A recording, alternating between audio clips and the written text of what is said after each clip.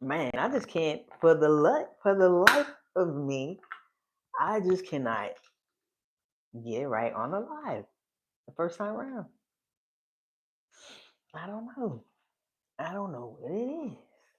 Get my thing set up in the camera. Start off. We got tons of dice over here. Well, not tons, but we definitely got some options. All right. Here we go. Here we go. Here we go. We're gonna make a character.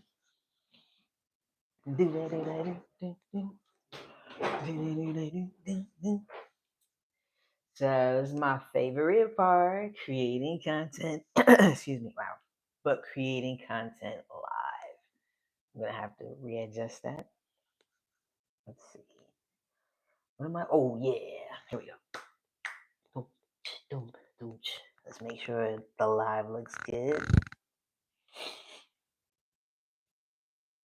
That's so cool that I can go live. That's so cool that I'm going live on YouTube. To be honest, I think it's the coolest thing. I would have never thought it. Now, I would have never thought that I would be over here going live, chit chatting, and making content for YouTube. Okay?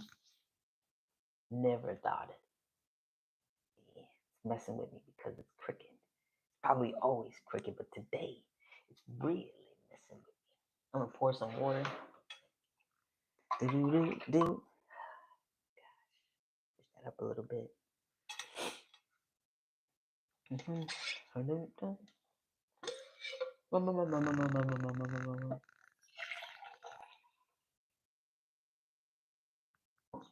Mrs. Coach always complains.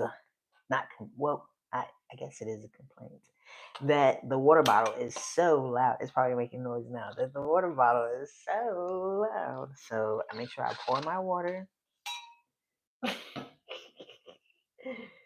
Make sure I pour my water. All right. So hopefully I have this character sheet correct. There's one in the back of the book. I know it is here.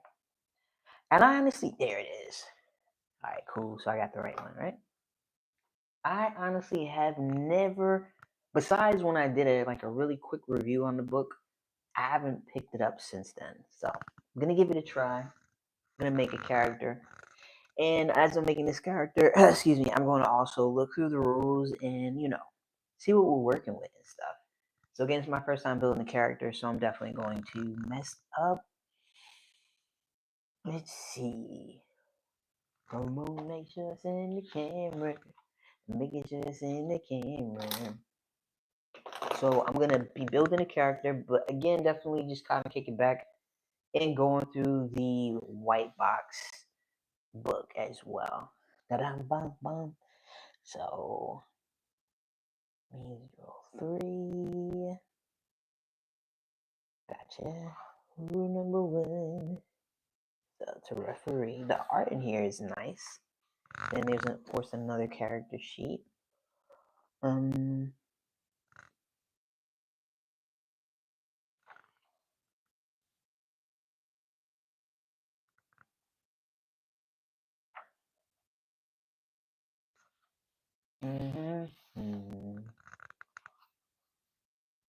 So, there are 4 possible classes in the game. You can be a cleric, the fighter, the magic user, and the thief is optional. Create an event will allow other character classes. Let's see. I wonder if there's like a specific section. So we've got your classes, you've got races. But where did I put my race at? Let's see. Let's look over the character sheet because that's something that I have not done. I have 2 of them just in case I want to create an extra one. So, nothing like kicking back on live, just doing my thing. Alright, so let's look at the character sheet. I guess we only really need to look at one. Sorry. I was trying to give myself one to look at and then you guys one to look at. Alright, so then we've got our shield, we've got our helmet, armor class right there. I'm not sure what that is. So we've got our, I guess, just the hit points. We'll see.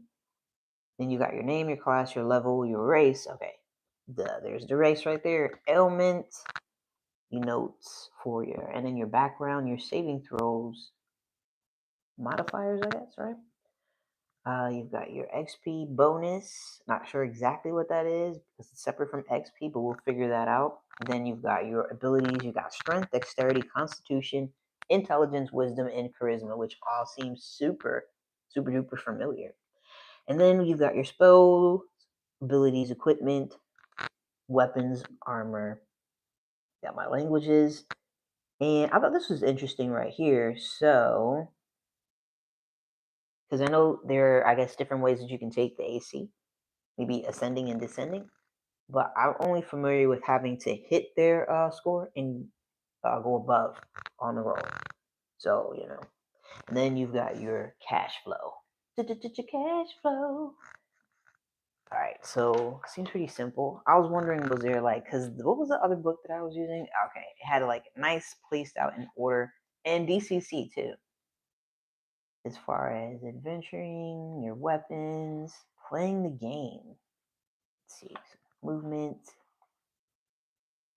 secret doors, traps.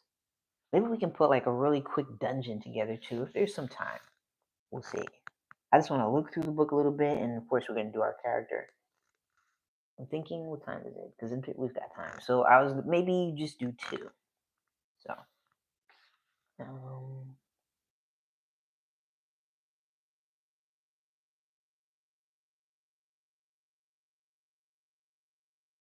and it has attack rolls. Just that white box is such an aesthetically nice. Gotcha. And so far it's cool. WE, did you see the Kickstarter? I did not see the Kickstarter. I have not. I don't really get a chance. I don't know where you're able to see the Kickstarters when they come up and stuff because I never really know anything that's kind of going on until a little later. And I'm fairly new to white box. Boom, let me see. Well, I'm fairly new to white box. I mean, really new. Because again, I did a review, a really quick review. Just really quickly glance through the book. Those are magic. All right, so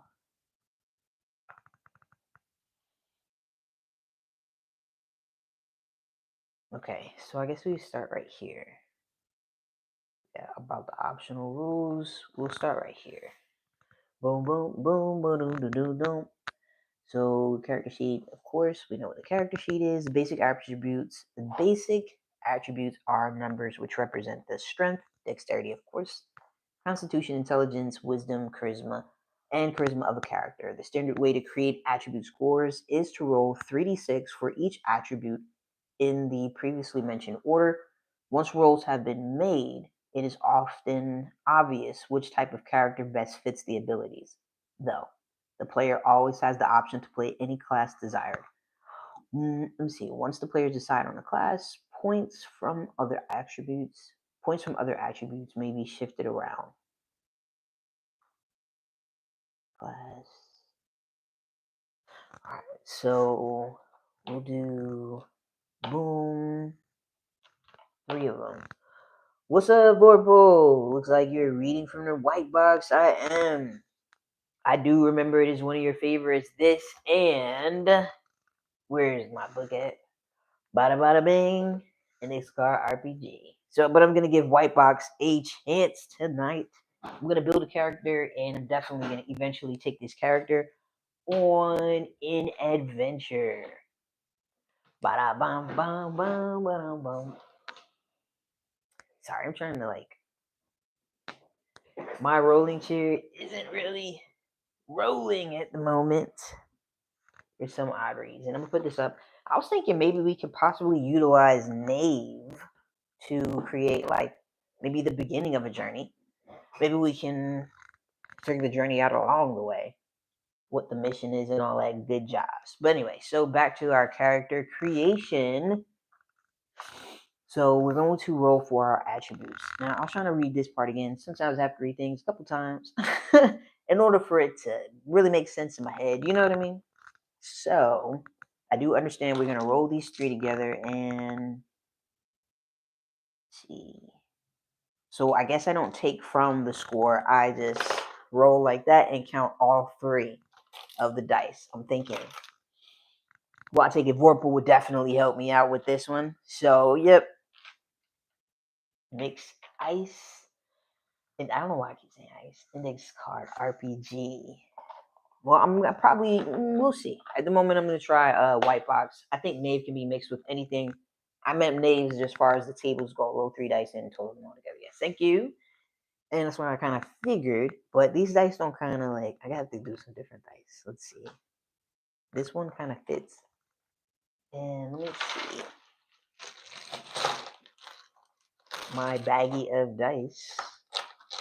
Let's see.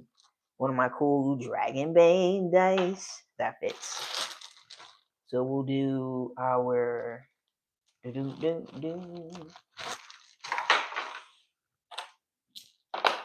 First, we'll build one character. Let's see how it goes from there. And then I'm going to grab my, what do you call it?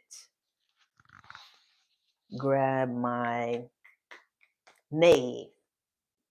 So let's see. We've got 6. We've got 10.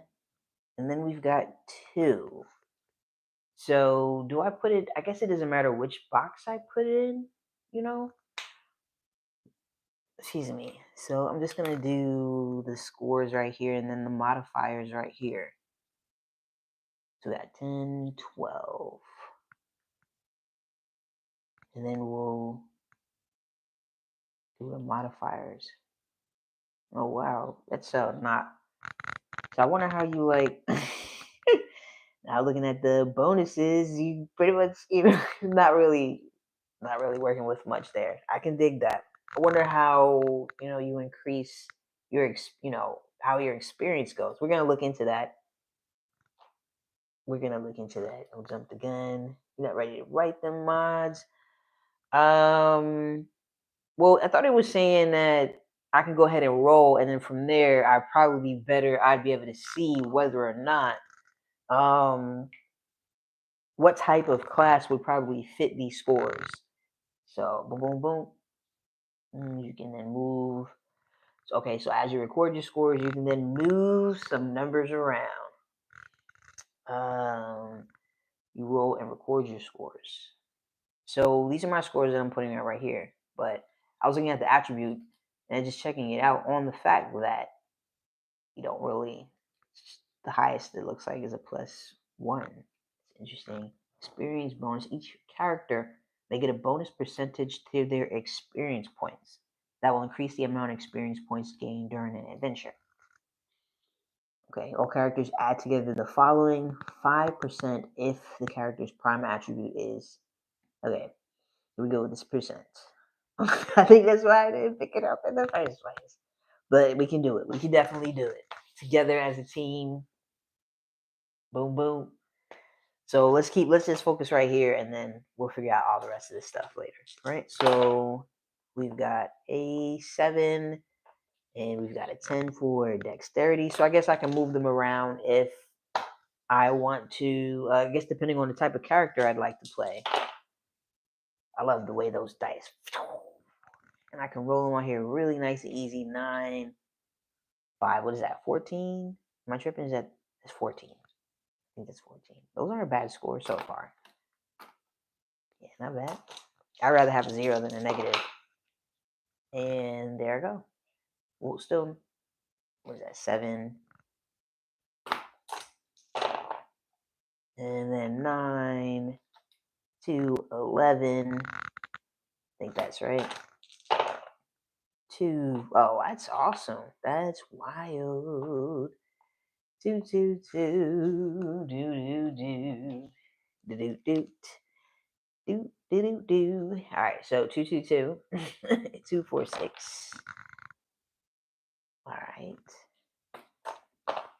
And I do need to create a name for my character as well. You may not reduce lower than 9.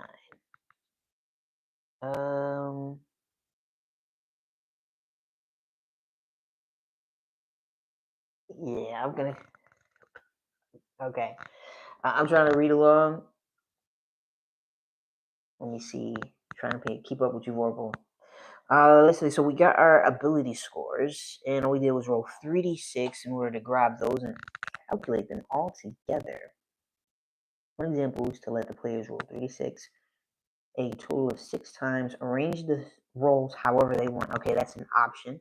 Because that's why I did see that you apply them as is, but you can kind of move them around if you like.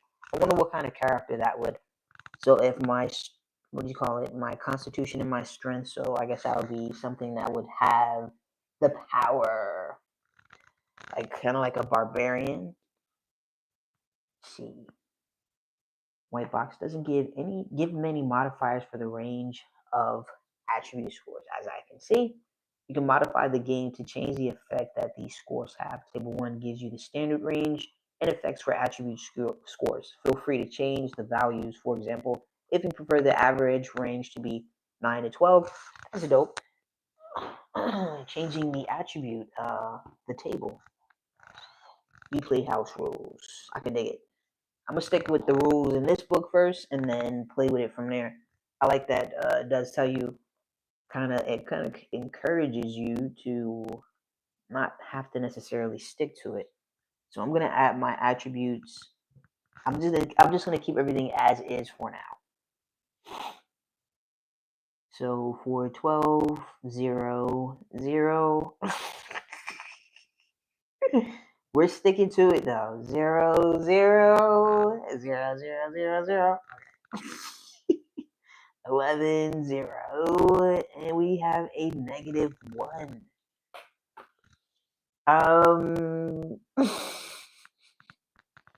That's what's up. It's interesting characters so far. Let's see. Boom, boom, boom. Items, charisma. Let's see. +1 constitution gains you a +1 hit points. That's a big deal. So yeah, I don't have any looks typical for a white box to me. I can dig it. I was thinking that as well. I figured this is how it's gonna go. I'm cool with it. I played the funnel characters, my Dungeon Crawl Classics game that I'm playing solo at the current moment, which is super, super fantastically cool. So, and the characters, the hit points are like 1 and 2 and 4 and stuff. Score 15 to 10. It's a plus. Yeah, I peeped that. So maybe I can put in another character. Let me see, what time is it? I wanted to play with Knave, but maybe we can create that adventure a little later on utilizing Knave. I think I'm gonna put another character scores we'll see, just in case. Just in case I can't pick. Let's see, was that 6 and 5? I'm sorry, 6 and 5. I have an 8. I'm tripping. Maybe in my mind that's what I wanted. And we've got a 6, we've got 12. And then 9. That's an 11. I think I'm tallying it. 6. Hold on. That's not it. That's 8. 6. Hopefully I tally the other ones correct. 4. I'm tripping. Yeah. Hold on. Yeah. Okay. 5 plus 4, 9. It probably help me out if I say it out loud. 3, 3, 3. Wow. So we got 2, 2, 2. We got 2, 2, 2, 3, 3, 3, 3, 6, 9. Got another 9. And then we got an 11 and a 12. And our modifiers are going to be 0, 0. Wow. And another 0. Again, I'd rather 0 than a negative. And another 0, 0, and a big whopping 0. Boom. All right. I'll put this one to the side because, well, maybe I'll work with this one. But the scores up here, I don't know how the experience points work, so maybe I can increase it. So maybe I'll stick with this one first. We'll see how it goes. Let's see. So I'm going to write a little note for myself because, again, it's my first time around. So we just did our ability scores, writing on this super cool board. We did our ability scores, and let's see what's up next. And then we'll worry about that experience bonus. This is I'll check that out in a sec. Let's see. And this one I was a little, let's see. So charisma. Oh, okay. University characters. Any character with a charisma of 15 plus receives a 5% bonus to XP. Alright, so maybe I should read these right here. But I'm pretty sure I don't have any of those. I'll just keep this nice and tidy whitey open. Let's see. So it is a prime attribute for fighters, which I was thinking. So when a fighter character has strength of 15 plus, the character gets a 5% bonus to XP. So yeah, I don't have any of that for right now. So I think it's the same with these as well. 15 plus and 15 plus, 15 plus, 15 plus, 15 plus. None of my characters have, I don't even know why I'm looking on this one. Neither of my characters have a type of XP bonus. Alright, so hit points represent the amount of damage a character can take before dying, of course. And let's see, but just in case you didn't know, just in case you're new, so I should probably not say that because So yeah, the character can take before dying. They are determined by the number of hit dice. Okay, that's what the HD is for hit dice. Okay, I didn't know that. I'm gonna notate that as well, just so I can look back on that. Let's see, I figured we would learn along the way because normally when I look at the character sheet and there's some things I don't understand, of course you learn along the way. So not normally, always. So hit dice. And we're learning as we're going. We're learning as we're going. We're learning as we go. Like Rumpel was saying, once you choose a class, you can pump up the prime. Okay, I appreciate that. That's raw. I got you.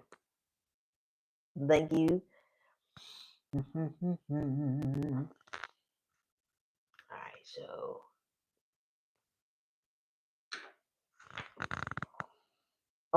is it because of what you get with the class, like different types of features that I'm able to kind of pump it up?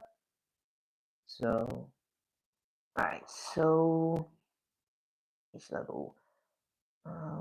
So it's determined by the character has at each level, which is found in the description of each character class later on.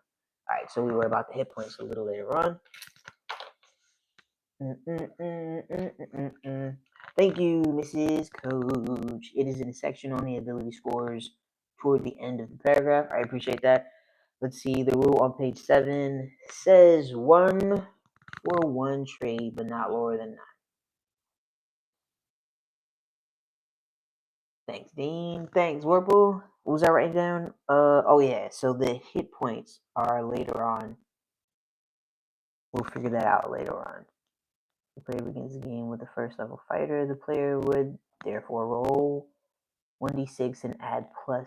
So let's finish reading through it. See, the ability scores.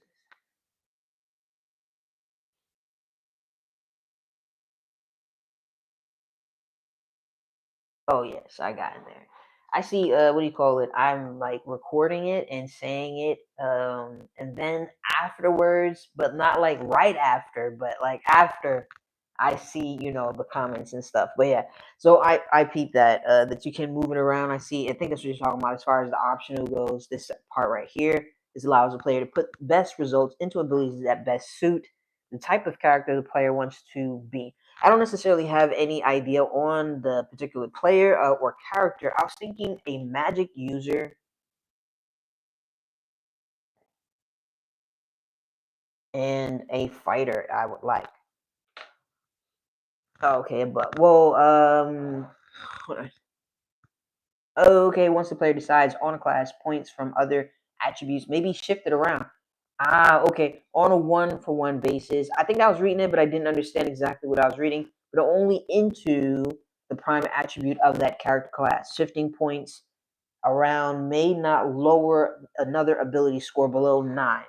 However, all right, so you're saying that I can move these points, these scores around, so I can make certain scores higher. Say, for instance, if I want to be a fighter, then I can kind of take, as long as I don't go make it below 9, I can go, let's see, you make sure your mic receiver is plugged in all the way.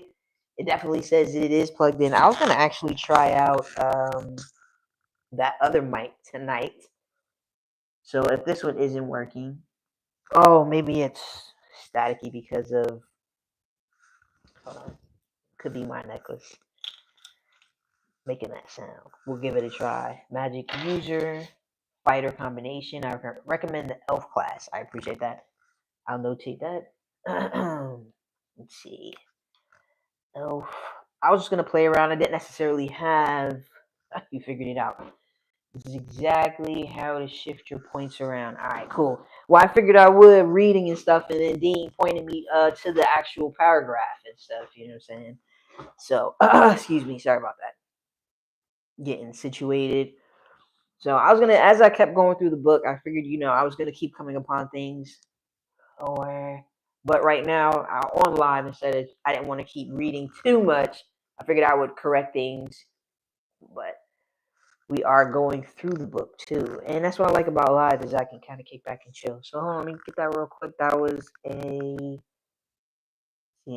magic user fighter. Like I said, I don't have anything. I really don't mind what kind of character.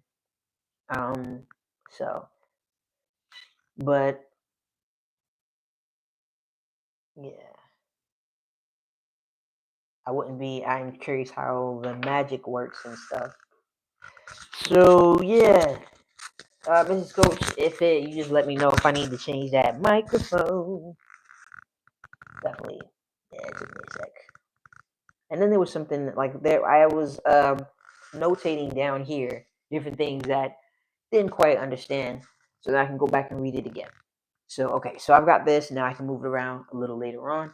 I'm gonna highlight that, so then I can come back to that. Do do do do do do do do do do do do.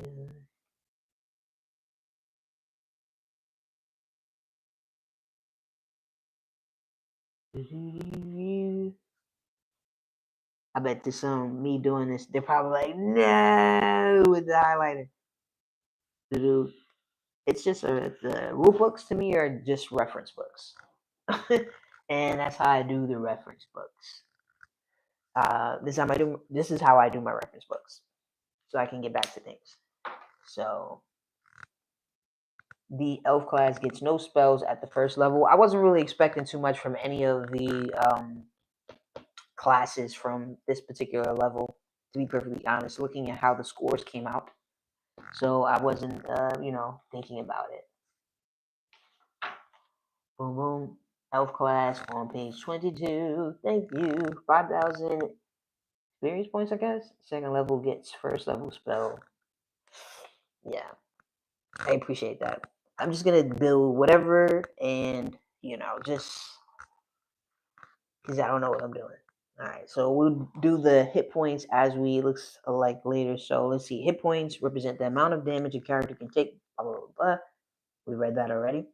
And if a player begins the game with a first level character, the player would therefore roll 1 hit dice, 1d6, and add +1 to the end result to determine the PC starting hit points. When the character accumulates enough XP to gain a level, usually a new hit die is rolled and added to the total. Alright. Let's see. Determine. So we're going to wait for our class. That's what I was thinking. Saw right there. So alignment in the game represents, I'm thinking some type of neutrality. So in general, law also corresponds to being good. Chaos corresponds to being evil. Neutrality simply means that the character is indifferent between the two moral polarities. It is quite possible for the referee to make the alignment system more complex. Perhaps lawful only means that you are in favor of centralized hierarchies in society, in which case you could actually be lawful evil, as well as lawful good. It is a matter of preference if you want to make the alignment system more complex. So I'm going to do neutrality for my alignment.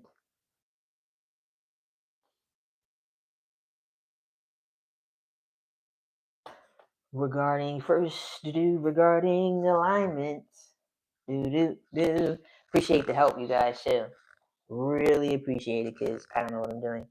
And I'm going to do, I don't know, what if I did one that was, I kind of like that lawful evil kind of.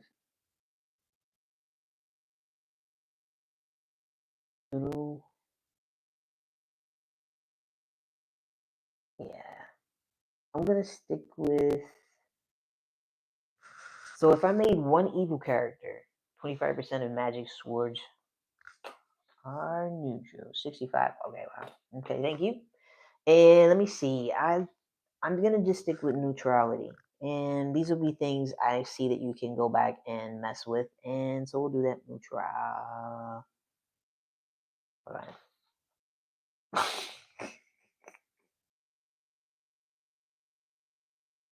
There we go. Alright. There we go. Let's see. Character retirement. What is that? If the character reaches the highest level listed on the table for the character class, what happens? Does advancement stop? Does the character have to retire? Each group has its own play style and preference for a given range of character levels for their games. If the referee wants to extend the tables to allow higher level characters, then go for it. This artwork is super dope. It is the same, but it is not bad at all. It comes in and out. Let me see. Let me grab that other mic real quick. See if that one works.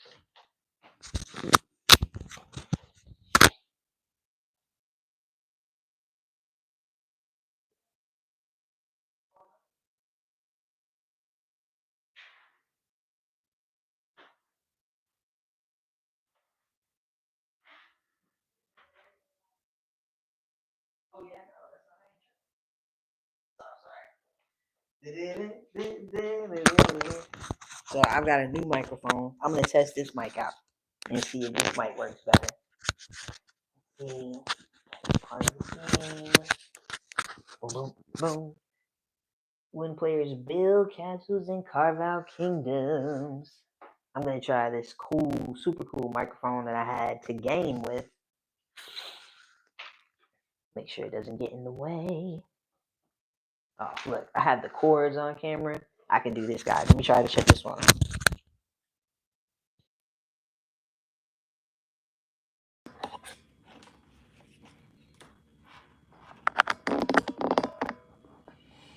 Here we go. Micah checker 1 2 1 2. Sorry, guys.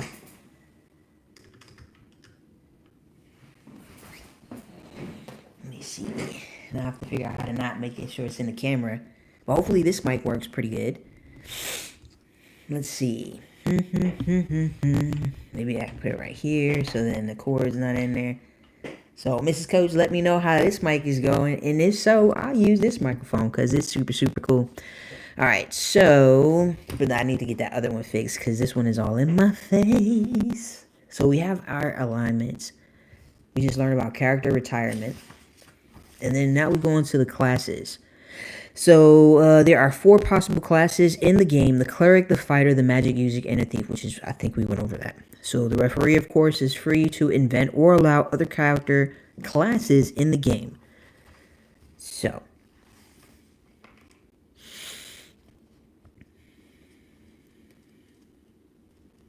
let's see. I was kind of just looking over the cleric. So clerics must either be... They must be either lawful, let's see, lawful good or chaotic evil. I kind of wanted to make one of them evil. So let me see. Spellcasting. Clerics cast divine spells from specific spell list as per the cleric. Advancement table. Each day the cleric prays for a certain set of spells, choosing any spells from the standard list. Clerics of special gods might be entirely different sets of spells as designed by the referee, but the standard cleric uses standard spell list. So let's see. So if I choose to be chaotic evil, a chaotic evil cleric, so who exactly would I be possibly praying to? According to the dungeon professor, your average campaign these days is 7 play sessions. I prefer an even shorter amount. I prefer to just do very small mini campaigns. So, and then here is the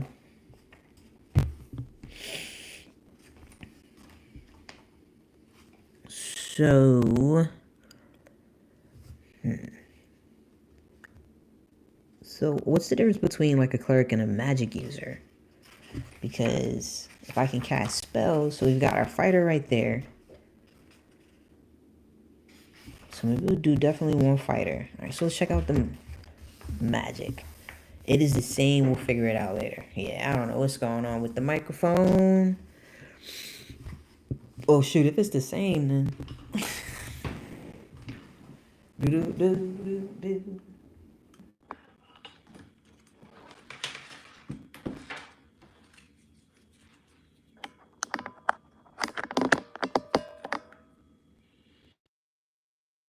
Here we go.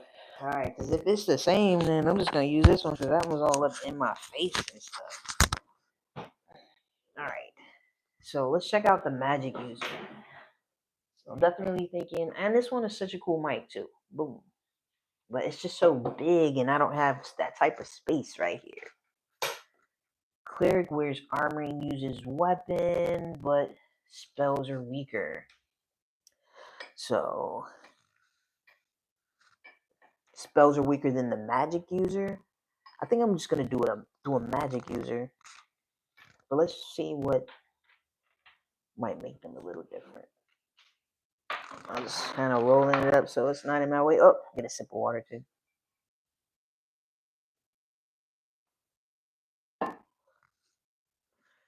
Alright.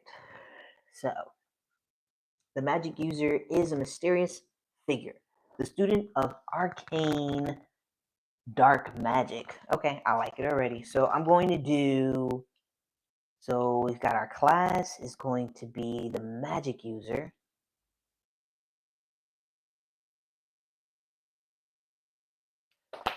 So I like it already because, I like playing characters. I like playing the wizard. If I can do like, what is it, the alignment that I like? I can't think. Where it's, I don't know if it's like lawful evil or something like that. But, so let's see. They can be devastating opponents. Am I tripping? Hearing sounds. They can be devastating opponents, however, at lower levels, they are quite vulnerable and must be protected by the other party members. Sheesh. As a magic users progress, they generally become the most powerful of the character classes, holding sway over the political destinies of great kingdoms and able to create wondrous magical artifacts. I like it. I like it. Okay, now I see right here the experience bonus for intelligence. Experience bonus for intelligence. Intelligent. So we're going to move some stuff around. So intelligence is a prime attribute for magic users, which means that its intelligence score of a 15 plus grants them an additional 5% to all experience points awarded. So we're going to do that. Let's see, magic user abilities. So let's go through and read through our magic user. That's going to be the first one that we create. So maybe we'll create a magic user. Well, that's what we said we're going to do. A magic user and then a fighter. So maybe the fighter can help somehow protect. Oh, this is pretty cool. And I like how you can pull from the scores to up other scores or up the main score, the prime attribute for your character. I like that a lot. All right, so magic users die without a fighter to protect them. That's what's up. I just gathered that. That's what's up. So okay, so then I got a good balance. Hopefully, if we need to make more characters, we will. So, but of course, the adventure that we go on, I can kind of mess with it and alter, so that we'll see. We'll see. Excuse me. All right, so magic users tend to spend their waking hours in study of arcane tomes or tomes. Is it tomes? And scrolls. As such, they have little time to train with weapons or learn how to properly engage in physical combat. Magic users may only wield daggers or staves, and are not allowed the use of armor. So, I was wondering if I got any type of equipment, but it doesn't look like I get any equipment with, at least not with the class. But we'll see as we read on and as we continue to learn and grow and play together. All right, so unlike the cleric, the magic user owns. You get equipment later. Okay, I figured so. That's why I was like, that's why I'm not thinking too hard on the stuff I don't know because I figured I'll learn along the way. Oh, I can take my hat off. Boom. So unlike the cleric, the magic user owns a book of spells. I like that. My grimoire, which does not necessarily include all of the spells on the standard list. Reading from this book, the magic user presses a select spell formula into her mind. Dig it. Effectively preparing it to be cast. Once a prepared spell is cast, the spell formula disappears from the magic user's mind. Okay, and must be prepared again before another attempt can be made to cast it. All right. So, however, it is possible to prepare a spell multiple times using the available slots in the magic user's memory. If the magic user can find spell scrolls during an adventure, she can copy them into her spellbook. So, magic users receive a +2 bonus on saving throws versus spells. So, I guess I will put a +2 right here for +2, I think. Magic users receive a +2 bonus on saving throws versus spells. Let's see. Including casts from wands, staves, unless the alternate saving throw matrix is used. I don't know what a saving throw matrix is, but I'm sure they will figure that out. So I guess this will be a good time where we can kind of like move the scores around, I think, possibly. Let's see. What's up, Soloist? What's up? Good day. Equipment page 26, 3d6 times 10 gold coins equals. Oh, I'm starting for all characters. All right. I appreciate that. I'll notate that on the side on my board. I can see now that it's coming into the board. Let me see. 3d6 times 10 for your gold. I can move that because I don't need that because we're making a magic user.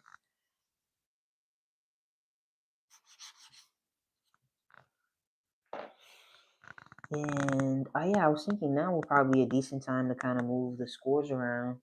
That's what's up. Hey, how you doing tonight, Soloist? How you doing tonight? What else? So right here, my hit dice is 1. So I take my hit dice is gonna be a 1d6.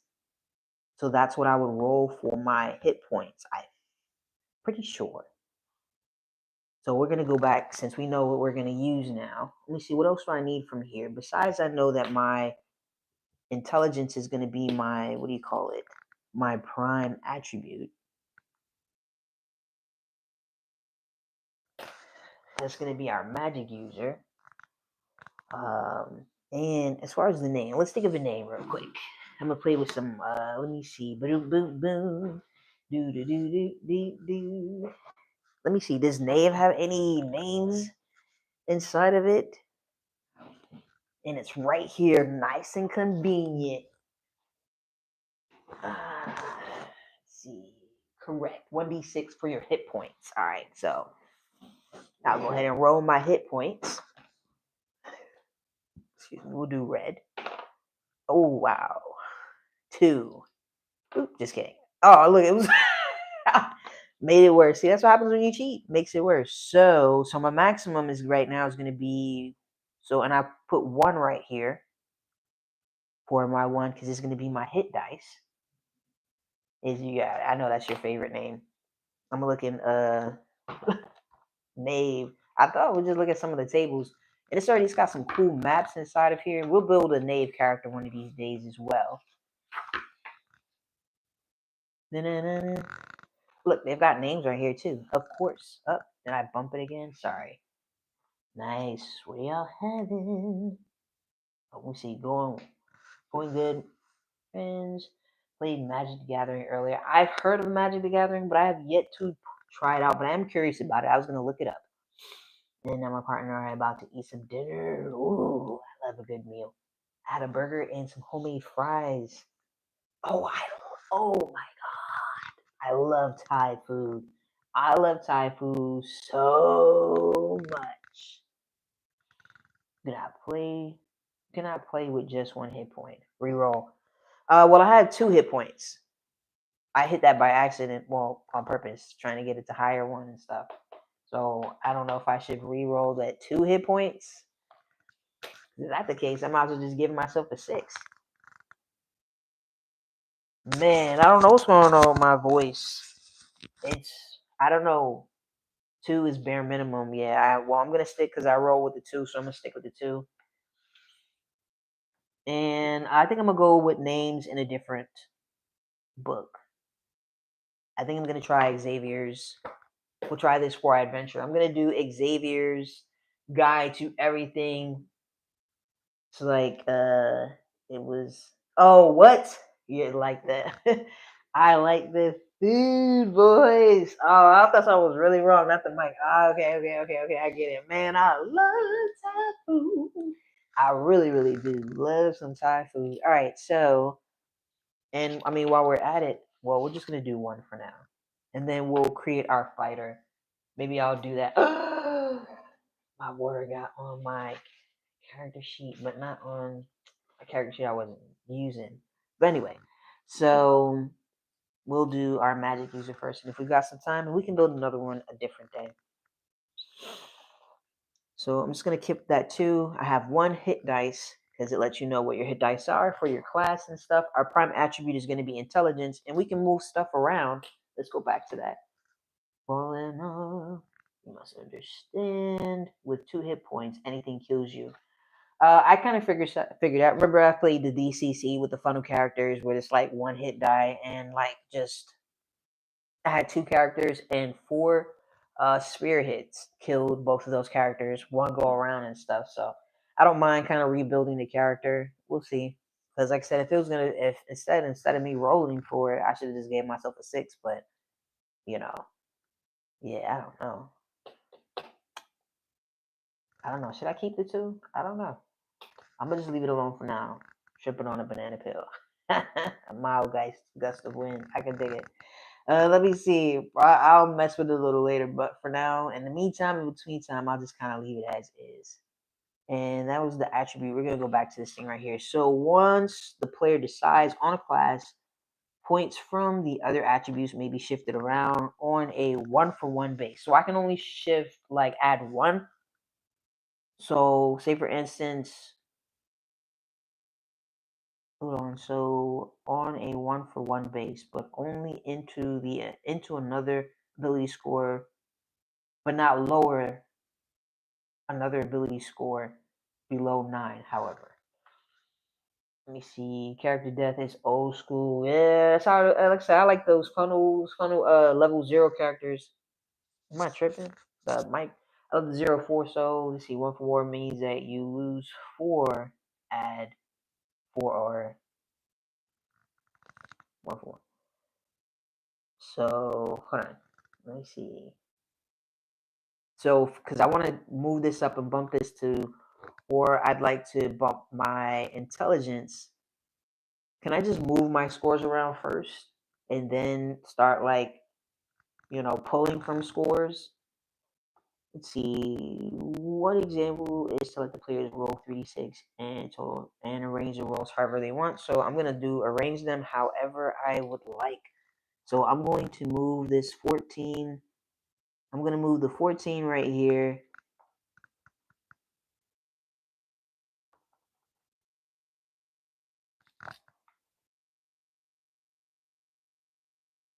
And I'm going to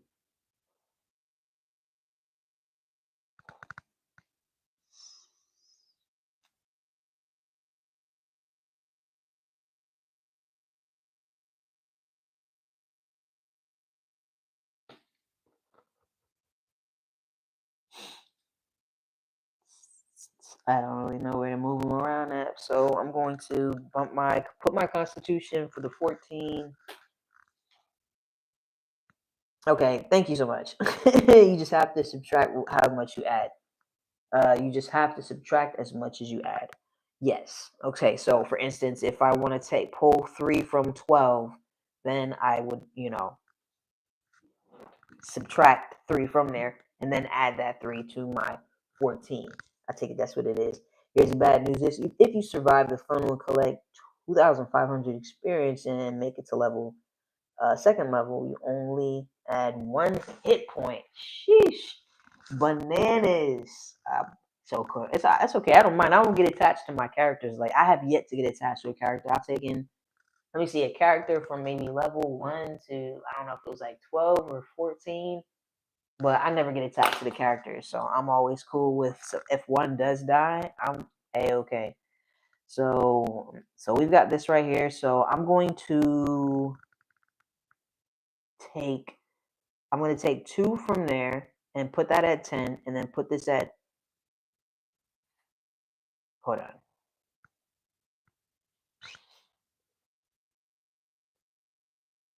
I think that's really cool that you can do that. I don't know if I need to take 2. I'm just going to take 2 from here and put it right here, and I'm going to make this, because, yeah, I'm going to do that. I'm going to make this 16. I think I'm going to probably need to use an actual pencil, and then I'll take this down to 10. Yeah, I think I should use a pencil on here because this ink pen is not doing the best. Yeah, well, and shouts out anybody who's tuned into the live right now. Thank you so much for taking the time out to tune in, and anybody who tunes into the live afterwards. Again, I appreciate your time so much because you can be doing anything, even if you have this on in the background. It really genuinely helps the channel out. So thank you so much, and thanks for the help too, Vorpal and Dean and Mrs. Coach. So yeah, appreciate that. Let's see. So we're really taking our time on this. All right. So I'm gonna leave that right there. I have my intelligence. In some places, in some things, your constitution affects like your hit points. But I guess what was the last thing? I think it was in DCC. You add like your agility modifier to certain things, and stamina. Thanks, babe. And all right. So and our experience points at this current level is going to be 0. And I get a 5% bonus because my intelligence is the prime attribute for your magic user, which means that the intelligence score for 15 plus grants them an additional 5% on all experience points. So we've got our magic, we've got that part so far. Let's see. Now we're going to go to our races. Excuse me. And I guess we are a level 1. I think you start off at a level 1. I'm not exactly sure. I'm sure somebody will definitely correct me. I got this all in here. Let's see. So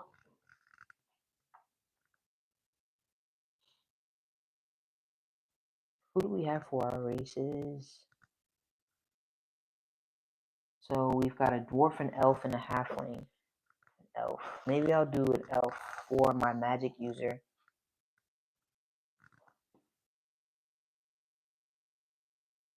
Hold on. Because you get more. All right. Maybe I should read before I try to confuse myself. So the referee can interpret elves in many different ways. Are they fairy folk of Irish legend, the veneer of Norse mythology, or perhaps something more akin to the elves of Tolkien's imagination? As a baseline, most elves are associated with magic. Okay, so it's perfect, as well as being skilled with a sword and bow. It's even better. Yeah. So I like that. The elven adventurer may choose on any given day, perhaps when the moon rises, whether to use the capabilities of the fighter or a magic user. As a result, the elf has two alternate advancement paths. Okay, because that's what I was a little confused about this right here. But I figured, we would learn a little later down the line. This is pretty interesting. So for our race, we're going to do as an elf. This is all right so far. Oh, wow. When you're when you're printing pictures, I don't know if you ever try to print a picture. Look, I left that right there. I don't know how to get that out, but no biggie. I like the character sheet too. I think it looks pretty cool. Am I bumping it? Oh, let me get a stick real quick. Sorry.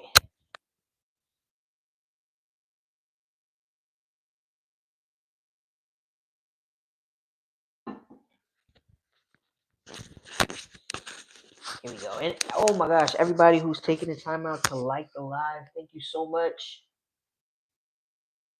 Thank you so much.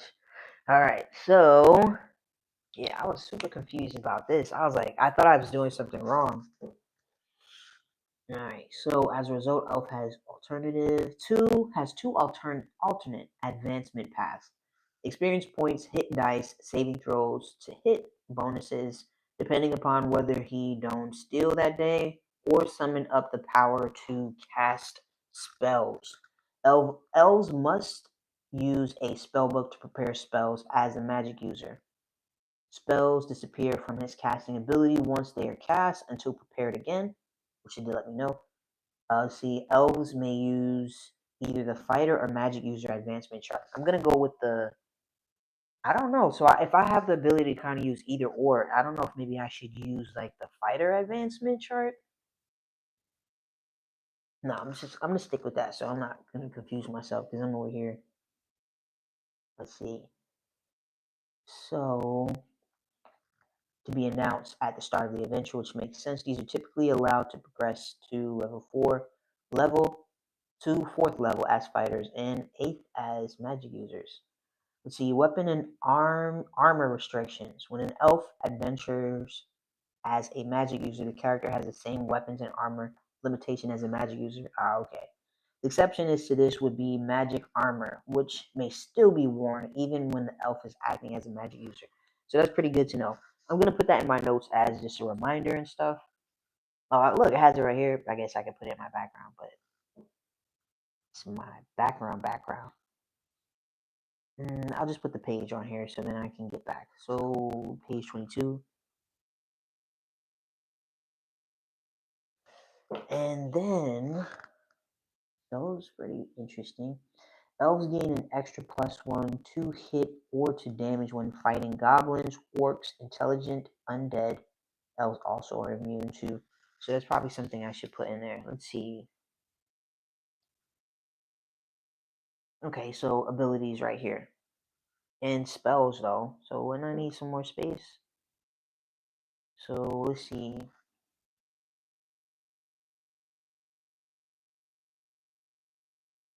Oh, we get an extra +1 hit or to damage. Yeah, maybe I'll put that somewhere else because I'm gonna want more spells. This is gonna be like my grimoire. So maybe I'll put them on the back. Yeah. Let me try a pencil because maybe it has something to do with the type of paper as well. I'm not sure. But I'm gonna put that on the back, but I'll go back to that as far as abilities.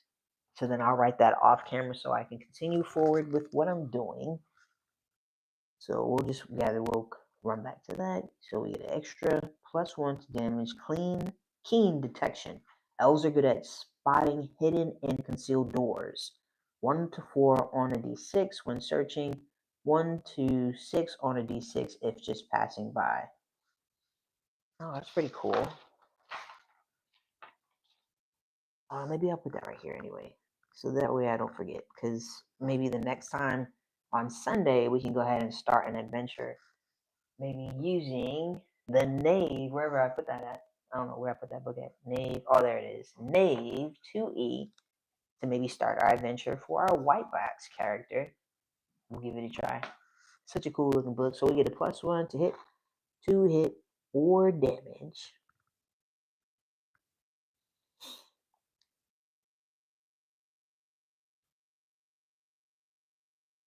So that's not bad. And now I have to keep. I'll be there if I can. That's what's up, Dean. Thank you so much. I appreciate you being on here right now. So yeah, but we'll start the next session would be, so I'm gonna do another character in between now and later. Put my paper over here so it doesn't get wet, since I've got some stuff. And hold on real quick. Well, I'll show that later. So, because I've got these cool little map things, I'll show you. So when fighting the goblins, orcs, intelligent undead, interesting.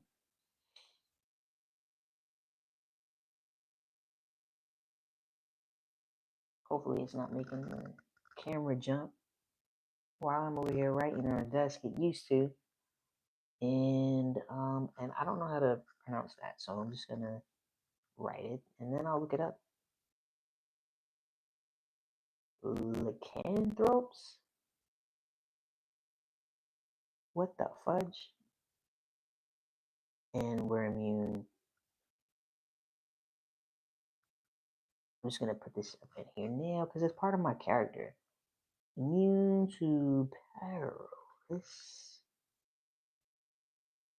There we go. We'll go back. And we've got keen detection. I'll just put keen detection and then we'll leave it at that.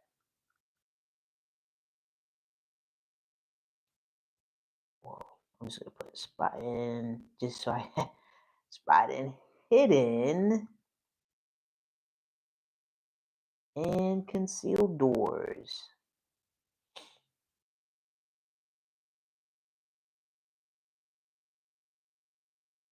So I wonder what type of race I should do for my fighter. Oh dear, I should have told you earlier. Werewolves. That's what I was thinking. Lycanthropes. So I thought. Charisma is the most important characteristic because it influences henchmen and hirelings. I guess I could have looked through. I didn't read through each. Charisma.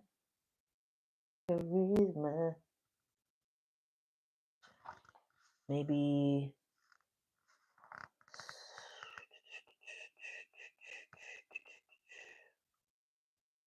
Well, I could technically take from other ones to get it up there. And look, and I have a -1, so I'm just gonna move this one. I'm gonna move my wisdom to my charisma. So we're gonna do 11 right here, 6 right here. So we'll do a negative right there, and then a 1. I mean a -1 and a 0. But and I would need 4 points. I'd have to pull. Well, I guess I could. I pull 1 from here, 1, 2. I can pull 1 from there, 3. It still wouldn't even get it up there like that. So just give me a 14. Let's see. You're going to want to hire people. A lot of people. They're going to die faster than a World War I trench battle. That's dope that I can hire people to have them die first. No, seriously. To have like pawns. I don't have anyone to play chess with, and when I do play, I play with the computer. Sorry, it was like, there we go. I play with the computer. Okay. Okay. Well, cool. We'll figure that out. And I'm gonna need a new character sheet already.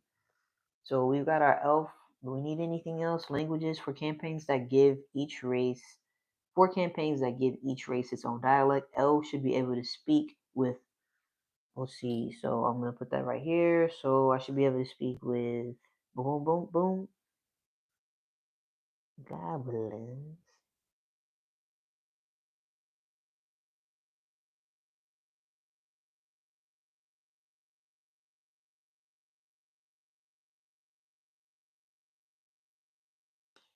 Weapons and armor restrictions. Elf would have the advantage of both magic and armor at the same time, so the referee may limit the elf to chainmail.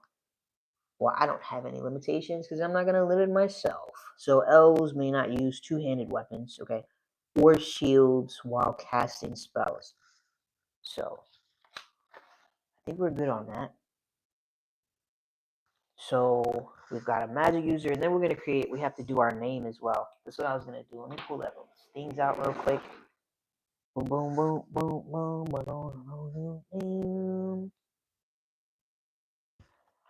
Out of all the D&D books I have, I use Tasha's Cauldron and Xanathar's Guide to Everything the most. And of course, those Game Masters books.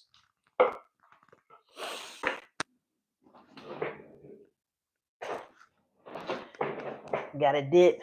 You'll catch the rest later. Thank you, Dean. Good evening, Dean. All right. And I think that's it for. So now we're gonna do equipment, and that's what Vorpal was saying. Each character begins the game with 3d6 times 10 gold pieces, which is used to buy equipment. 1 piece of gold is worth 10 silver pieces. Okay, the referee is encouraged to include additional items and equipment. So I'm going to give myself some additional items and equipment. Let's see, a normal level of miscellaneous equipment is assumed to weigh 10 pounds. If treasure is added to this, each coin and gem is assumed to weigh 0.1 pound. Okay, we got something right here. It's optional. In the original game, all weapons did 1d6 damage regardless of types. My weapons.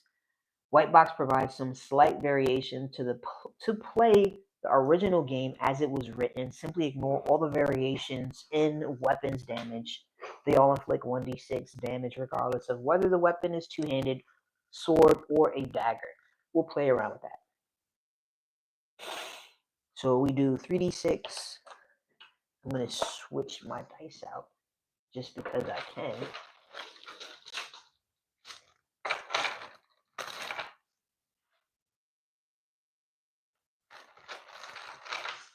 Use these die.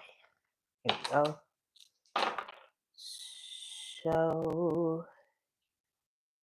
So 4. So we only got 40 gold pieces. But I guess it's not bad to 40 gold pieces. So page 20, buy soldiers and then buy guys to carry your stuff. I appreciate that. I think maybe we're definitely gonna do. We said the next session was going to be a actual solo play. But I was thinking for us to go through the book a little bit more. But I guess we can just go through the solo play and just learn along the way, which is what I'm doing with Dungeon Crawl Classics. So maybe we'll do that. So I've got 40 gold pieces. That's 40, right? Yep. 40 gold pieces to start with. And now we would, let's go ahead and purchase some items. First, I'm going to give myself a certain amount of maybe items. So let's see. We'll say, for instance, let me see how this works for me first. So we got 1. Actually, I think I'm going to, because I am your low level. Let's see. Needs a gang of soldiers for protection. So, yeah. So let me look at that real quick. Page 28. So far, I'm digging White Box. I like the character creation. I like the options. They're a little different. Let's see, 28. And it goes combat. Yeah, we'll just learn along the way. So we'll try to do the next session to us, the next page. Wow. I went through all that just to, because I wasn't paying attention to the. Oh no, hold on. You said 28. Am I tripping? Page 25. As far as hirelings, how do I purchase hirelings? Running the game, hiring assistant. Oh, that is 28. So with the fudge bucket. Oh, right here. Alright. Oh wow, it's kind of pricey to hire. Oh wow, so horse rider. So maybe we can get a couple of those. Cause what the fudge? What do those stats? What would those stats look like? Soldier at 5 freaking gold coins each. A blacksmith. Oh, okay, a soldier. I got you. But what is like their stats though? How does that work?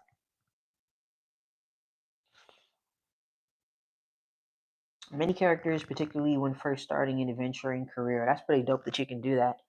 Let's see, in need of hirelings to assist in carrying loot or fighting monsters, characters are free to create advertisements and inquire at local taverns to find available hirelings. Prices are in gold pieces and are for 1 week of service. The rates are for humans only. Demi-humans cost more to hire, and it may take more than just the promise of gold coins. So what will be the stats? Like how does that work for them? But first let me go ahead and get my equipment. So I can purchase equipment, but I'm going to allow myself as a GM, coach coach, coach GM. No, GM. Okay. So I'm gonna give myself a backpack. I think I'm gonna do 3 items. So I've got a backpack. And then I'm going to give myself a spell book. Even though I don't think that I need it at this moment. And I'm going to give myself 1 more. Soldier is equal to an orc. Okay, I appreciate that. I'm going to notate that. I'm going to notate that up here. But then how would I know about the rest, though? What would they be equal to? Soldiers equal to an orc. All right. Only name is different. Got you. So, I'm going to hold off on purchasing any hirelings at the current moment because when we start our adventure, maybe we can do some rolls to see if we're able to maybe something. We'll figure something out. Let's see what we have left first. But I'm going to give myself, like I said, 3. Even with my second character that I do create for this one, I'm going to give myself 3 items that I can grab. And so far we've got a spell book, we've got a backpack, and maybe torches. So we get 6 torches.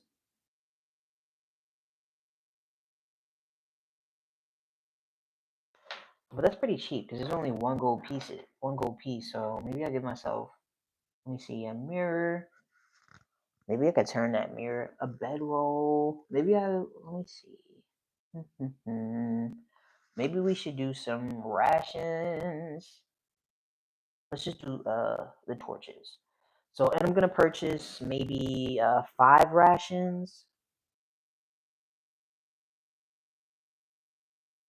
And that's gonna put me down to 35 gold pieces.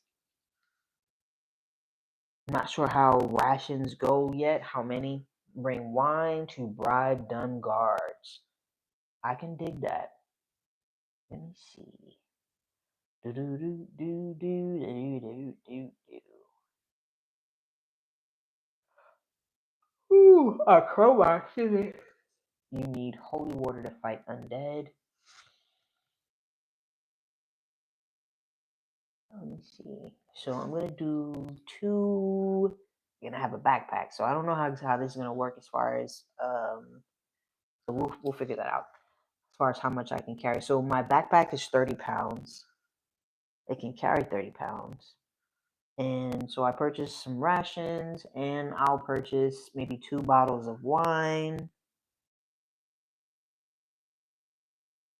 That's going to put me down to 33 gold pieces. And holds 30 pounds. Got you. And we're going to do some holy water, so I appreciate that. Holy water. 25 gold pieces. Good Lord. So maybe we'll hold off on that part. On what you call it. And let me see what's next. I'm gonna do 33 gold pieces. Maybe we can find a gig that will, a very short gig that will allow us to not necessarily fight, but to use other, what do you call it? Other skills in order to gain a little bit of money along the way. My horse saddle weighs 30 pounds. Sheesh.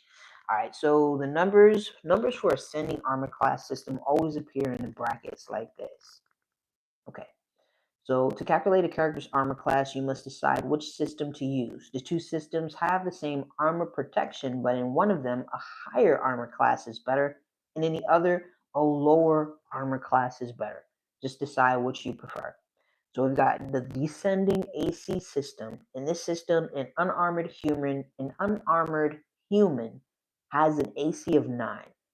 The armor you buy lowers your AC, and the lower the AC, the harder you are to hit.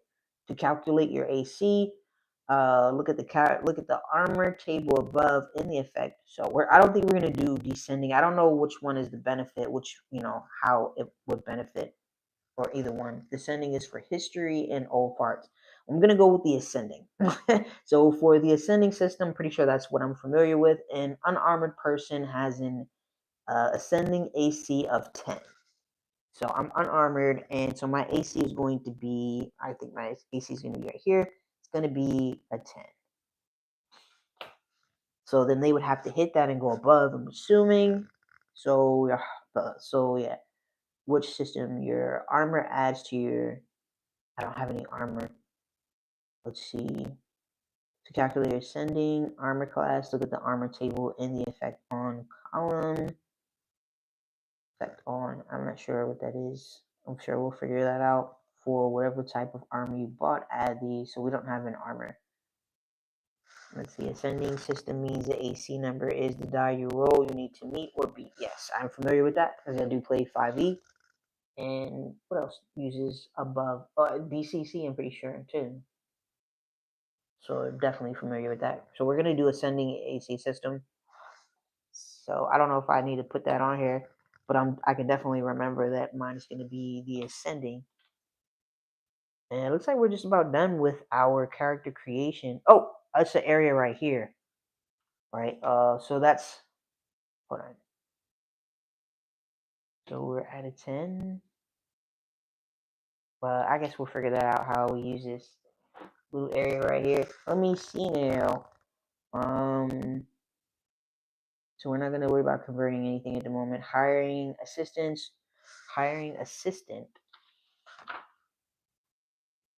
I'm going to wait. Let me see. So hold on. As an elf, I can also use what do you call it? Weapons as well. I'm pretty sure. What is my elf is going to be on my 22. Now, well, when an elf adventures as a magic user, the character has the same weapons and armor limitations as the magic user, except the exception would be, okay, so what's my weapon restrictions? Let's see. So magic users tend to spend their waking hours. As such, they have little time to train with weapons. Magic users may only wield daggers or staves. So I'll just do some daggers. So, wait a minute. Does that say 1d6 minus 1? For my, what you call it? For my damage? That's boo-boo. Elf should buy a long sword and a long bow. Also buy chain armor until you find a magical armor. So I thought that I had limitations as far as my weapons. Magic users may only wield daggers or staves. Is that what is a stave? Let's see. Because I saw that it was another one. I had to look it up. What is REVI?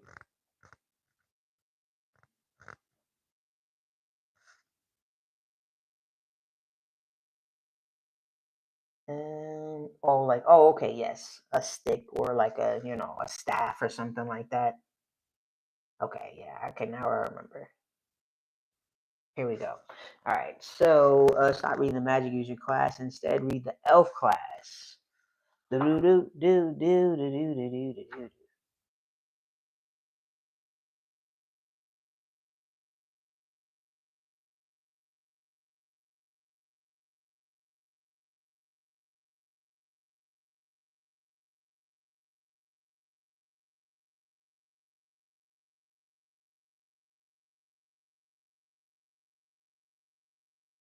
So I have my spell book.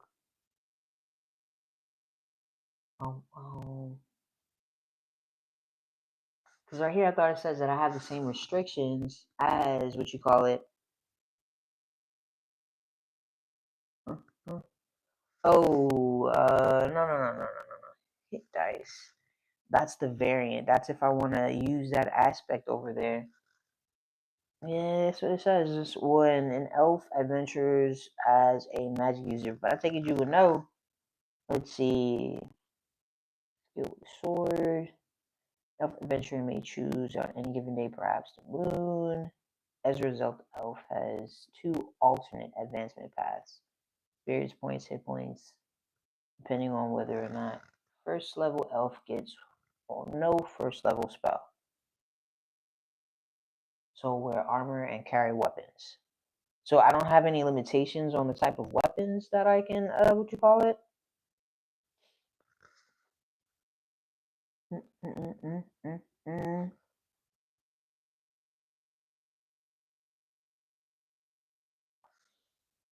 mean, I'll buy some, but I thought that I couldn't when it came to the elf.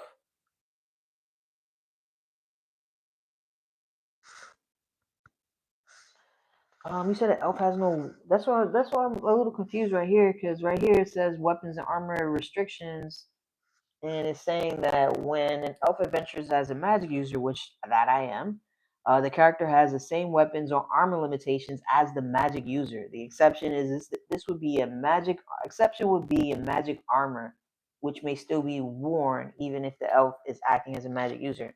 And then when I go right here to the limitations, magic users tend to. So I'm just using my waking hours. So it says that I can only wield daggers or staves. But you're not adventuring as a magic user at first level.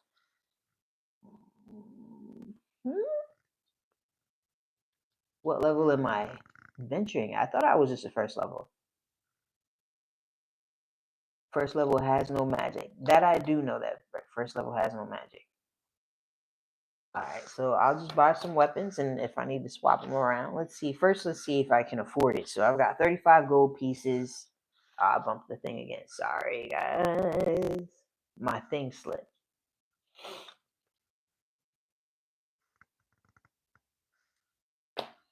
Okay, so you're saying that I'm adventuring as a fighter on first level.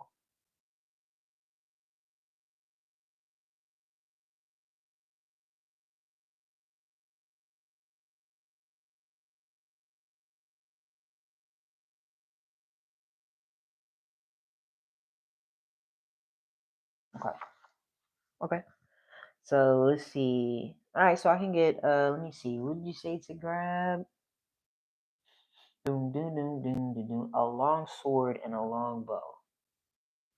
Ah, okay. Now I understand. So before every session, that's what it's saying right here. That's this part right here where it's saying on any given day. Oh, that's pretty cool. Further are made. I like this. For every session. Yowzers. Okay. So I'll grab. And since I can't use, now I understand. So since I can't use magic at first level, then okay, I got you. So long sword. So I'll do a long sword.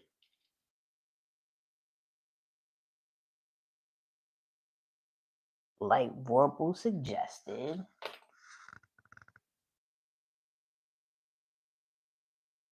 I got you. Since I can't be a mage out the door, I have to be a fighter. I got you. So A long sword is going to be 10 gold pieces, so that's going to put me at 23. So thanks, Vorpal. And then I'm going to buy, what else did you say to buy? A longbow. Then I'm going to buy a longbow. 1d6 for damage. And then I'm going to do, boom, boom. How much is a longbow? Wait a minute, Vorpal. I can't afford a longbow. Come on, man. I can't afford a longbow at the moment.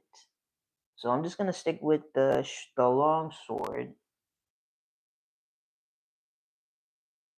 Yowzers.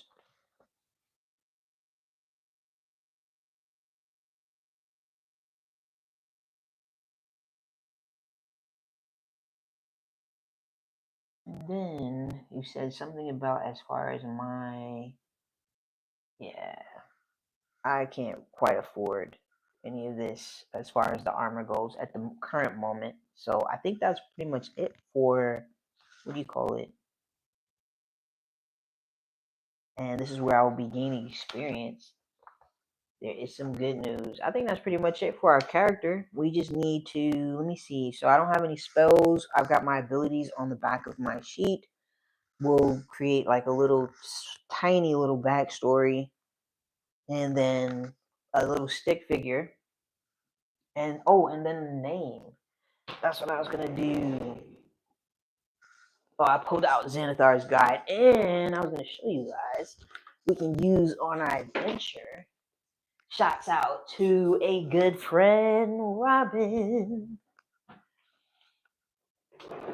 Oh, sorry, I'm just like bumping this bad boy, shaking the camera, rolling over my blanket.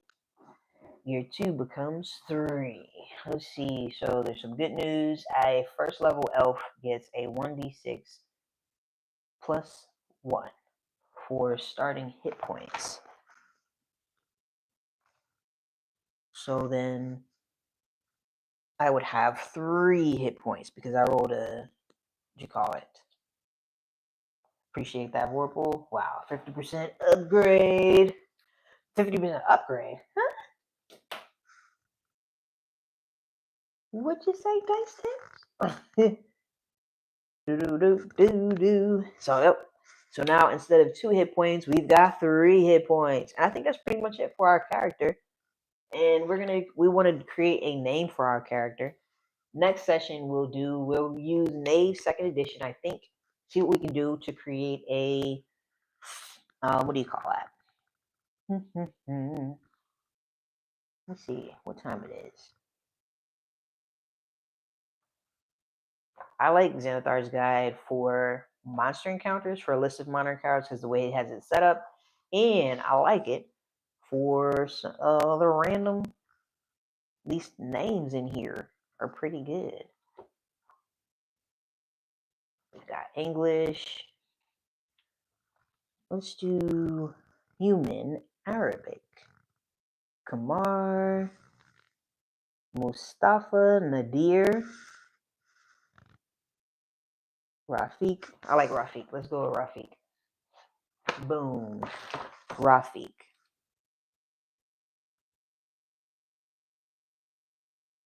Rafiq is my man's name. That looks like a very glossy print. See my Vorpal? I mean, not Vorpal. You mean this right here, the Xanathar? You think elves can see in the dark? I have to look over it a little bit more. That wasn't even in the camera that well. I've got to get better about this right here. Yeah, I thought that was. Oh no. I was just using it for a name, so we're gonna do Rafiq. Rafiq is going to be the name of our character. I'm pretty sure that's it for our character. So we've got our saving throw, we've got our bonus with the intelligence. We moved to our ability, so we made our first white box character. Oh, this is what I wanted to show you. This is super cool. Shouts out to Robin for sending it down. Let's open this up real quick. We're gonna use this for our adventure. I'm using it in my D&D adventure. This is really cool. You do have to do some cutting, but as you can see, it looks pretty freaking dope. I had these in my cart way before I met Robin. I had these in my cart. Rafik is a cool elf name. I appreciate that. I was thinking that. Look at this. Some cool. Got the tavern. So it has tons, some cool, tons and tons. Like I said, you do have to print it out, but it's got so many really, really cool things. Room houses. It has the back of the house as well. These are just awesome. And then printed really nice. Look at that. Make a whole little town. Let me see, do you use miniature figures with those maps? I definitely do. I definitely do. These are fantastic maps. I just started using them in my solo D&D adventure. This is a really, really cool set. Like I said, you do have to cut the stuff, but it comes with so many options. Look, over 1,000 map pieces. And like I said, the map pieces, hopefully the camera is giving you a good feel. Those map pieces are amazing. Okay, so you're saying Rafik sounds mysterious. I like that. So, and we are a first level. We are going to be a magic user. We're an elf. Neutrality is our alignment. I gave myself 3 items because I'm the GM, and it does say the GM can start the characters off with extra items. It suggests that you should start your characters off with more items for your equipment. So I gave myself a backpack. I got myself a spell book, torches, 6 torches, and then I bought 5 rations and wine, courtesy of Vorpal. Vorpal told me to grab some wine because that's what I may have to use to what do you call it? Course guards and stuff like that. And let me see. I did purchase a long sword as well. He suggested I purchase a long bow, but I did not have. I could not afford it. I just finished bagging and boxing all the little parts and figures for 7 levels of 3D dungeon. That sounds amazing. Ghoul's touch does not paralyze elves. I do have that in my immune to. I do have that on my. These are my abilities right here. So I'll notate it so that way. Abilities. I put those on the back. I wasn't sure exactly where to do it. And he said, now you're ready to play. Excuse me. I think we're done with our, what you call it, character creation. Next time around, I'm going to flip through this real quick. But next time around, we're going to, I guess, build an adventure. I don't know how to play White Box, but we'll just learn how to play it as we're going through our solo adventure. So maybe we can spend a few minutes before the game to start. I just want to look at some of these tables in here and see how we would utilize this. It has a cool hex map. Let's see. Let's just look through the tables a little bit. It's got lots and lots of tables. Lots of tables. So maybe we should just do something simple like some type of dungeon delving. But I guess we would need some time to kind of prep for the adventure, so maybe we might have to do that on the next session. And if there's time to jump into the adventure, because like I said, I was thinking instead of creating like a whole outline, maybe we can just start the story and then just kind of like do some rolls, some dice rolls, and see what we come up with along the way. So let's see, we got some dough shifts, we got rooms, so we can just do some rolling and see what type of rooms we come upon. And are there any type of traps? Look at this. This is awesome. So I think we're going to use this. So maybe we won't have to do a session because this will be session 0. So maybe we would maybe we wouldn't have to prep for it. Like I said, maybe we can just start out exploring some random building that we thought was interesting. We can roll to see what type of, if we do come upon traps, we can figure it out. Let's see. So we've got encounters, NPC reactions. I'm pretty sure this probably has NPC reactions as well, but I like the amount right here. So we've got kill the PCs, injure or capture the PCs, harass or rob the PCs. I like these options. Insult, threaten, or command the PCs, avoid the PCs, ignore the PCs, follow or observe the PCs, greet or question the PCs, share information with them, Perform minor favors for them. Ask to join the PC's parties. That's not bad. The RPG is fantastic for a cold start solo game. Yeah, we'll look into that. Maybe the next time I'll be going live again on it. Oh my gosh, thank you so much, everybody who's taking the time out to like the live. Thank you so much. Flop down a few cards and off you go on an adventure. I don't have any cards for index card RPG, but I'm definitely open to trying. I'll take a look at, maybe we can do that on the next what do you call it, video. Look through index card and see, since you're telling me about it. But Nave, so far, it seems like it has just about everything that we have. Make it your own. I can dig it. Nave seems like it has. Make your own. I got you. Probably not going to do that by the next time. So then if that's the case, I'll probably just go with Nave. Because I can just go ahead and do some rolling and stuff. Sometimes it is a busy week. It is a busy week. And then I have to record for Friday's video, and I have to do prep work for Friday's video. I record, I have to edit it, so upload it. I don't know. The last time I uploaded a video last week, it took I've never seen a video take that long. But Mrs. Coach changed the something when it comes to my camera and stuff. So it's supposed to, I do notice that it does pop more, but of course it is more, what do you call it? Memory. So magic schools, mutations. We can even roll on this too to see if we do come upon some type of spells, bro. So maybe we'll take a look at it. Let me see how much more time we have. So keep telling me to look into this. So this one has a bunch of tables in here. I haven't looked at this one either since I checked it out a little bit. She said, so I don't have, let's see, introduction, locations. Oh, I forgot, it does have a bunch of different kind of random adventures and stuff. Yeah, I forgot. Completely forgot.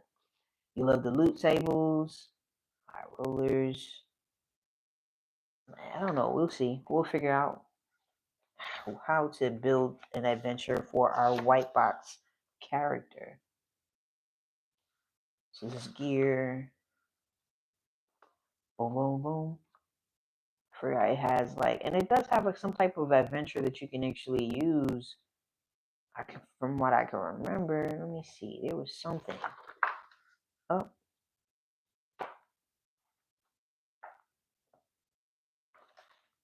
Yeah, maybe we'll try Index Card RPG out one of these days too. See, so adventures. This is what I thought. I had some mini adventures. 131. Let's just check it out real quick. 131.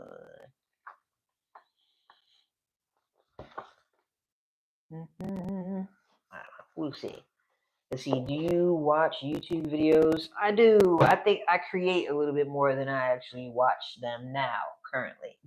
But I did used to watch a lot of YouTube videos. But in between now, I spend the time kind of learning and then creating content because I have to absorb some good stuff. And of course, running games now too, which is awesome.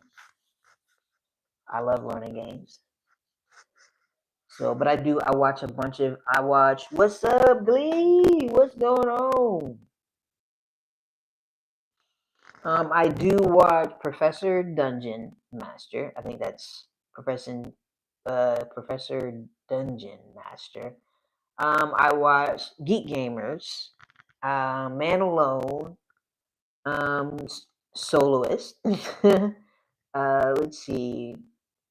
There are a few that I do keep on Rune Hammer. There are a few that I do keep that I watch their videos pretty consistent. That is the entrance to my own dungeon. Alright, so I think that's gonna be it. Deborah on Geek Gamers is the best. I think yes. Okay, that's her name. I think Geek Gamers is amazing. I learned a lot of great things from her channel, and I watch her channel now. Let me see, who else do I watch? I can't think of the map. JP, is it Covert or something? He creates maps, adventure, creates a lot of this, very creative. I love his channel as well. Who else? I can't think of anything right now, but I watch Jenny. I got her cards, what do you call it? Those Boons and Banes cards that I haven't used yet. but I want to use it. I don't know where they are. I like Jenny as well. I like Bob. I'm trying to think who else. Yeah, I can't think of anybody else. But there are definitely some other YouTubers that I enjoy watching and stuff. Let me fix this. So we've done our first white box character, and we're gonna go ahead and wrap it up there. And I haven't figured out what I'm gonna do for Friday's video. I can't figure out if I want to. I don't know. Maybe we can. I don't know. I do have Lancer. I was gonna kind of go through Lancer the book. I don't know anything about it, but it looked like a really cool book, and it was on a decently priced. So I thought, hey, why not? Do I like white box? I do like white box.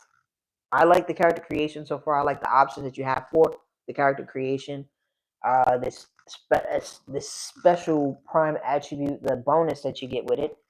I kind of like it. I like the option for ascending and descending class AC classes. So far, I think it's pretty cool. And next time, like I said, we'll delve into. Maybe we'll do some prep because it does have some monsters in here, so we can figure out. And I know there's some other things in here that will help us to create an adventure. So maybe we can just use the white box to kind of create a really simple, basic adventure. We'll see, because it has monsters. This is the original Dungeons and Dragons. Yeah, we can give it a shot. And then I've got so many different types of books running the game. I've got a lot of different books, but we'll try something really simple. I think we'll sign it off right there. Exactly how it started in 1974. I like it so far. I like Cairn too. Cairn is a super light system. I'm gonna go ahead and let me see a mini playthrough. Cool. I am gonna do a super mini. I was thinking we're just gonna come upon some random building and then try to just explore that random building so we can try to learn the rules.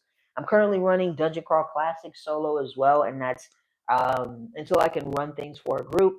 So that way I can learn systems and get a feel for different things. I run them solo. So that way it helps me a great deal. Dragonbane is another one of my favorite that I'm currently running solo. But I'm going to go ahead and sign it off for the night and go hang out with Mrs. Coach before we head to bed. Thank you for everyone who took the time out to tune in and helping out. Shouts out to everybody. Anybody who tunes into the live afterwards. Good night, Warple. Anybody who tunes in afterwards. Great show. Thank you, man. Thank you so much. And I'm what you call it? And cool mic. I appreciate that. I can't figure out what was going on with the mic tonight, but I'll figure that out. Mrs. Coach and I would definitely figure that out. I don't get a chance to see my phone, but I just noticed that the comments they pop up on the phone too. So that's pretty cool. Glee, thank you. Thank you so much. Good night, everybody. Good night, you guys. I'll see you guys next time. And peace.